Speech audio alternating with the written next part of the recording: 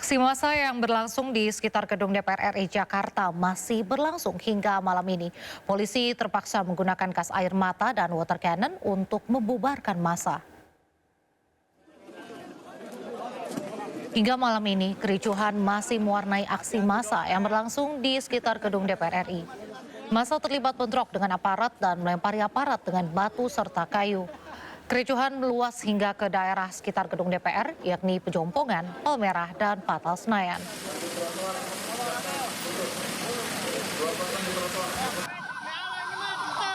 Akibat demo ini, perjalanan KRL Rangkas Bitung Tanah Abang terganggu lantaran masih ada sejumlah pendemo yang menutup jalur KRL. Terlihat juga polisi yang terus berpatroli di kawasan Senayan untuk membubarkan pengunjuk rasa. Iya benar. Unjuk rasa berujung ricuh di kawasan DPR RI terjadi sejak Kamis siang.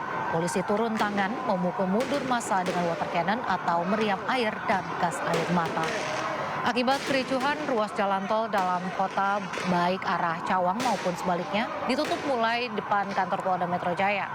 Polisi juga mengalihkan arus lalu lintas di Jalan Protokol Gatot Subroto, baik arah Slipi maupun arah Cawang.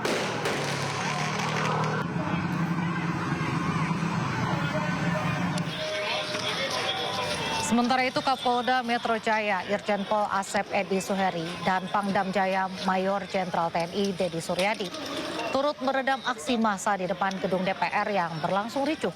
Dengan pengawalan ketat, Kapolda dan Pangdam berjalan kaki di ruas jalan depan gedung DPR yang telah steril oleh massa. Ya, Pangdam. Sekat dua sudah penuh. Persiapan. Pemirsa, truk bermuatan LPG menabrak truk tronton dan terseret hingga 6 km di ruas tol Lingkar Luar Jakarta. Insiden ini menyebabkan pengemudi truk muatan LPG tewas.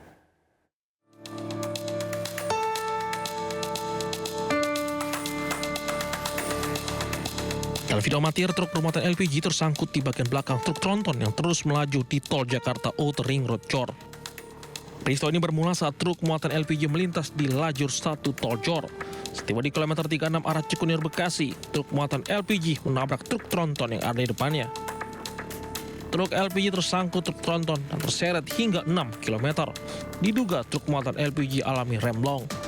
Sopir truk tronton baru menyadari ada kendaraan lain yang menempel di sekitar kilometer 42 setelah ada pengendara lain yang berteriak. Akibat insiden ini, sopir truk muatan LPG tewas dan telah dievakuasi. Kasus kecelakaan ini ditangani Satuan Patroli Jalan Raya Direktorat Lalu Lintas Polda Metro Jaya. Dari Jakarta, Helm Sengbati, iNews melaporkan. Diduga hilang kendali saat melaju kencang di tikungan, sebuah mobil bak terbuka terlibat kecelakaan adu kambing dengan sebuah beca motor di Jalan Lintas Sumatera Mandailing Natal, Sumatera Utara. Akibat kecelakaan, 3 korban mengalami luka, sementara seorang balita penumpang betor yang sempat terlepas dari pangkuan ibunya meninggal dunia.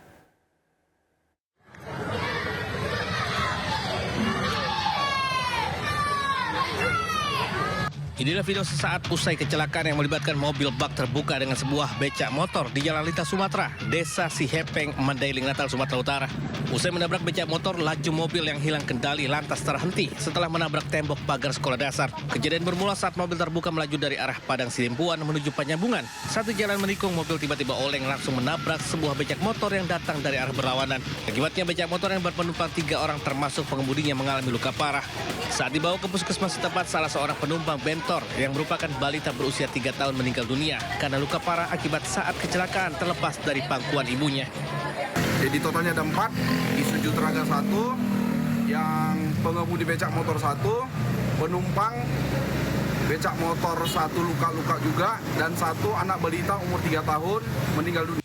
Polisi dari unit Gakum Satlantas Polres Mandailing Natal yang menangani kasus ini telah menangkap sopir mobil bak terbuka. Namun yang bersangkutan belum dapat dimintai keterangan karena masih syok dan menjalani perawatan di fasilitas kesehatan setempat. Dari Mandailing Natal, Sumatera Utara, Ahmad Hussein Lubis, iNews melaporkan. Pelaku pencurian sepeda motor melompat ke sungai setelah aksinya dipergoki warga di Kota Bandung, Jawa Barat. Pelaku sempat diamuk warga sebelum ditangkap polisi.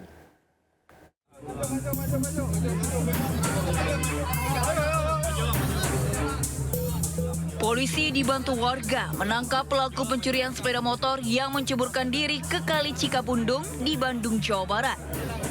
Ia sempat menolak naik ke permukaan karena takut diamuk massa. Upaya evakuasi pelaku akhirnya menjadi tontonan warga. Pelaku kemudian diamankan ke Polsek Buah Batu untuk dilakukan penyelidikan lebih lanjut. Sebelumnya, warga memergoki aksi dua pelaku saat hendak mencuri sepeda motor. Satu pelaku berhasil melarikan diri, satu orang lain meloncat ke sungai. Di lokasi, polisi menemukan barang bukti kunci letter T yang digunakan pelaku untuk melakukan aksinya. Kini pelaku telah diamankan dan mendekam di Polsek Buah Batu, sementara rekannya masih diburu petugas. Dari Bandung, Jawa Barat, Yanuar Candika, iNews melaporkan. Pemirsa, jasad wanita penuh luka ditemukan warga di depan sebuah indekos di Tegal, Jawa Tengah. Polisi kemudian meringkus seorang pemuda yang diduga pelaku pembunuhan.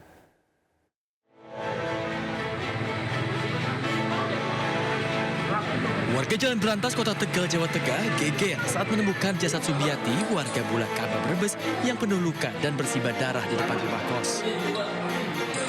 Salah seorang warga yang menemukan jasad wanita berumur 20 tahun tersebut pun berteriak minta tolong warga lainnya. Jenazah korban pun kemudian dibawa ke RSUD Kardina Tegal untuk diotopsi. Tak butuh waktu lama, polisi meringkus TS dari dalam kos yang diduga menjadi pelaku tewasnya Sumiati. Belum diketahui apa motif dari pemuda berumur 32 tahun ini menghilangkan nyawa korban. Terjadi pembunuhan yang terjadi di Jalan Berantas di bagian Tegal. Untuk pelaku sudah kami amankan dan sementara korban masih berada di rumah sakit. Hingga Rabu malam, sejumlah polisi masih melakukan olah TKP dan menyelidiki kasus ini dengan menyita rekaman CCTV di rumah kos tersebut sebagai barang bukti. Sementara pelaku dan sejumlah saksi termasuk pemilik kos masih dimintai keterangan polisi. Dari Tegal, Jawa Tengah, Yudibar, iNews melaporkan. Seorang wanita pengelola arisan bodong ditetapkan sebagai tersangka penipuan dan penggelapan di Lamongan, Jawa Timur. Total kerugian korban akibat perbuatannya diperkirakan mencapai 20 miliar rupiah.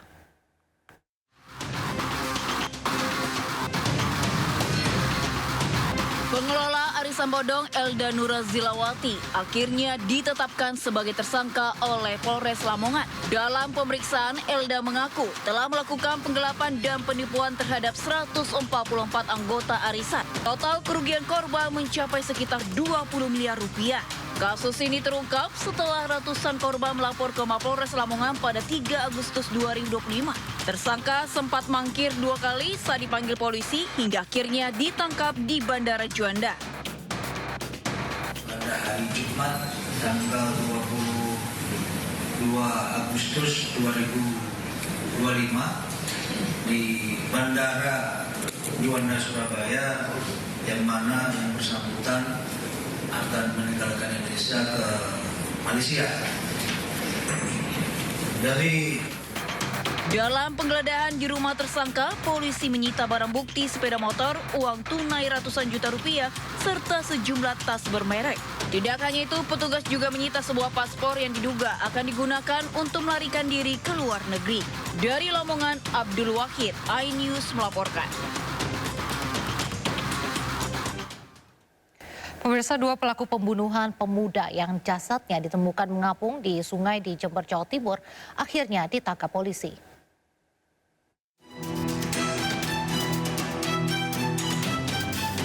Setelah penyelidikan, korban yang berinisial AR ternyata dibunuh 2 sepupunya.